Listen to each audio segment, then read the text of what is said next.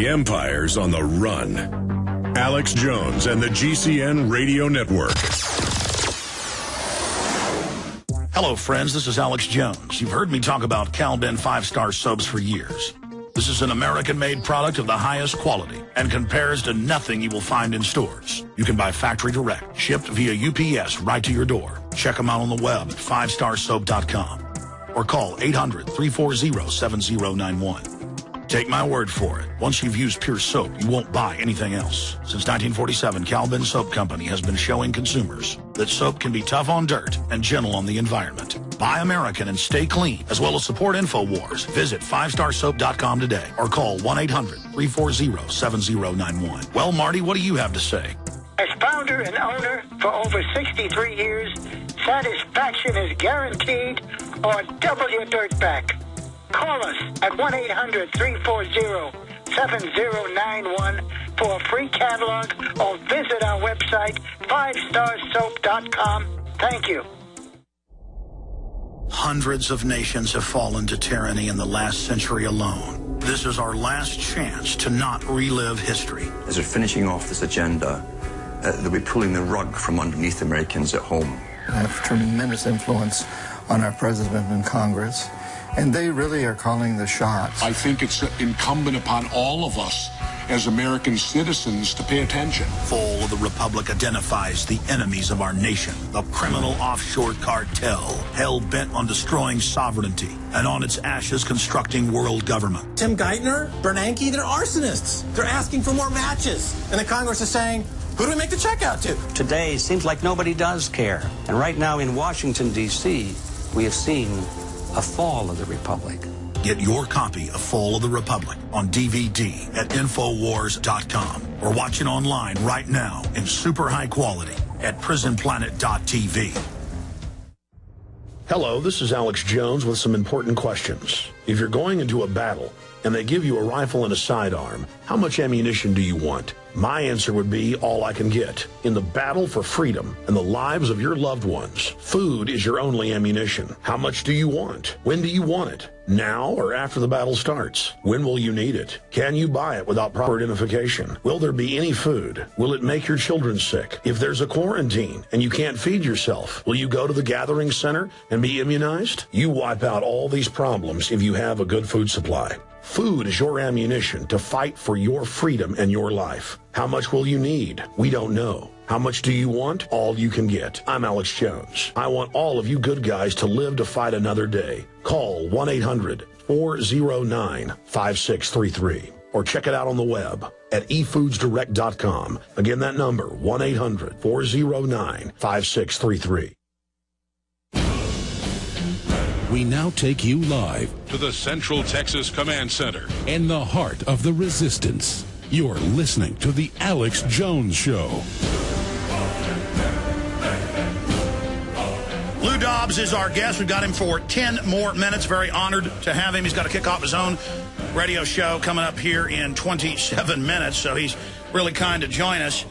And I want to run through a laundry list of final questions. Lou, looking at the point I was making about the Federal Reserve and this consortium of banksters teamed up with government worldwide, what we're seeing happening here is happening all over the planet. Yeah, and what we are watching, as you and I were discussing, is not only a coordinated effort to not, one would think that would be to support the strength of the dollar and currency markets and the Forex market around the world, but instead it seems at every opportunity to kick the force out from under the dollar. You do not hear this administration talking about a commitment to the strength of the dollar. And what is strange is to see this obvious, desperate desire on the part of Timothy Geithner, the Treasury Secretary, and the G20 members to defer to the dicta of the Communist Chinese government. It's extraordinary. And then to carry on a national conversation instead of about the role of the Federal Reserve, what will be its level of commitment to stable prices in this domestic economy in particular, but instead talk about what China should be doing with the yuan, rather than talking about U.S. policy, as if the answer here is to replicate communist Chinese policy in the global economy. That's an absurdity. Sir, sorry to interrupt. Is that not treason? I mean, we know the policy for several years has been to allow quiet dollar devaluation. The G20 said that, but now they're saying it's a good thing. I mean, is that not fundamental sabotage against our nation to have a policy of devaluing the dollar? The policy of devaluing, whether one wants to construct that as treason, Alex, I think that it depends upon whether or not one believes it will be first, it will be successful, or simply a discussion of a preferred policy. I personally will not call it treason yet, but we will watch very carefully to see where these policy recommendations go, whether they continue. Secondly, the idea that these policy recommendations would focus with the national media's, again, acquiescence. The national media is not asking why should the Obama administration be focusing on the policies of a sovereign state, that is, the communist Chinese, rather than the policies over which we have control, the U.S. government's policies. Yes, sir. For which we are responsible. And by the way, by pursuing correct policies, and I would include amongst those policies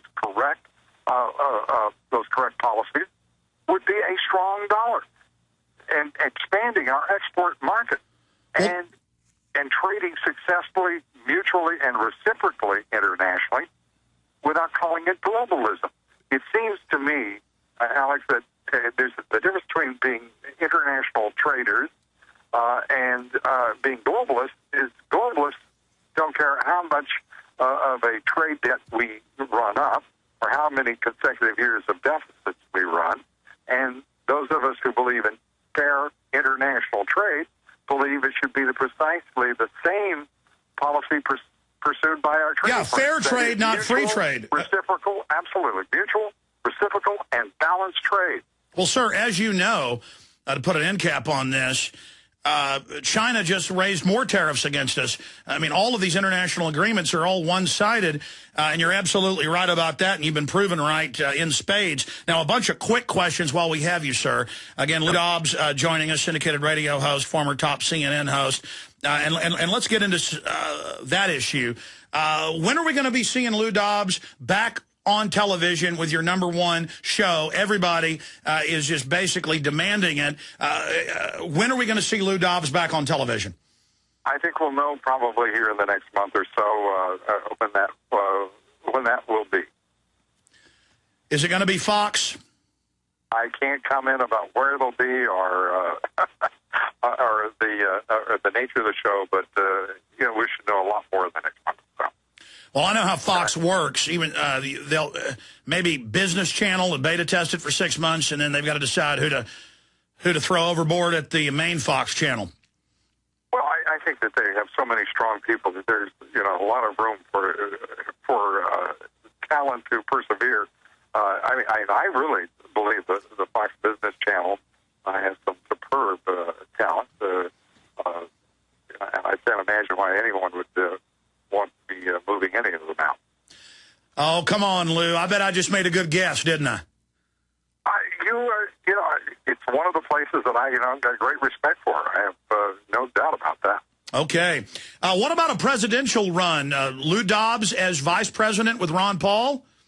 Well, I was my wife and I were privileged. I was the keynote speaker at the Virginia Tea Party convention, as you know, Alex, and Ron Paul and his beautiful wife Carol were there. I've got the greatest respect for him. I think he would make a fine president. I think I would make a fine citizen. I intend to pursue vigorously the most important title of all for me in this country, and that is that of citizen. Well, I'm telling you, sir, and you know it in your gut, a Ron Paul, Lou Dobbs ticket is unbeatable. Well, it's very kind of you to say so. I'm flattered, and I thank you so much for that, Al. Well, your country needs you. You've already done such great service, Mr. Dobbs, but I know you just had dinner with the Pauls at the Tea Party Monday, didn't you?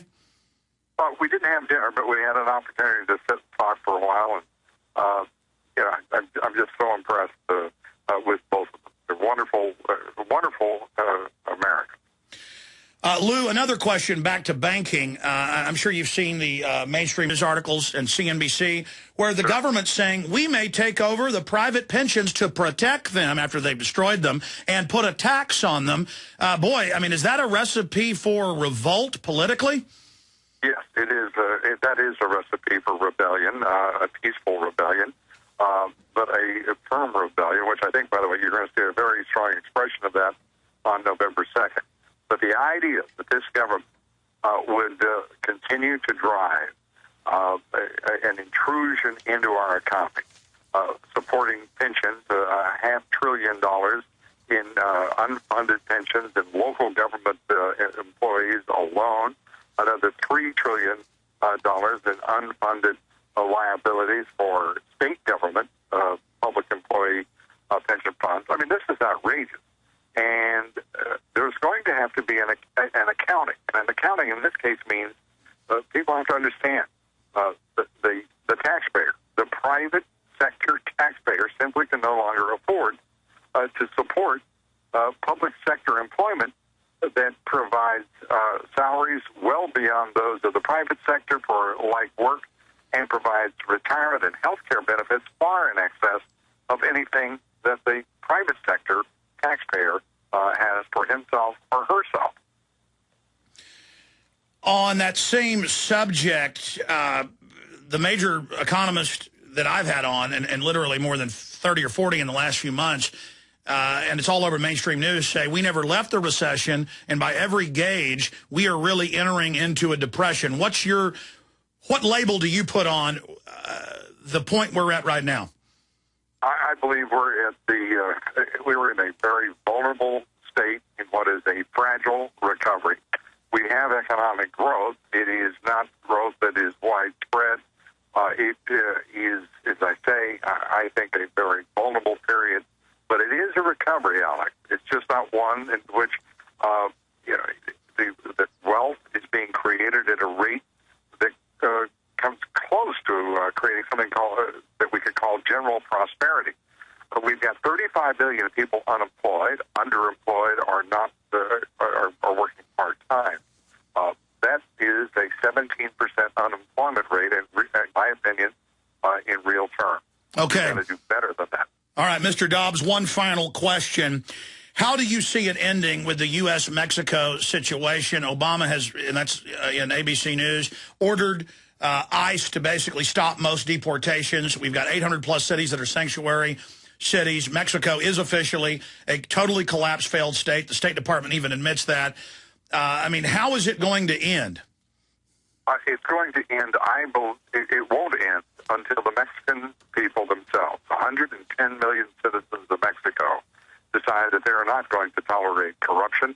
And the United States understands, the U.S. government and this administration begins to understand that they have to treat Mexico as a sovereign, responsible state and hold them accountable for the corruption of the government of Mexico and for the corruption of the border states that are making this a security nightmare, not only for the people of Mexico, but very soon America and Americans, if we don't maintain that border. Final point on that, and we'll let you get to your own radio show, Lou. We're very honored to have you again and your hard work and all the persecution you've gone through to get the truth out to people. But we know it's going in the opposite direction. The blue blood Republicans want to continue it. The Democrats are trying to get basically their SPP merger, and instead they're going in the opposite direction. So, I mean, I just see it only getting worse and worse.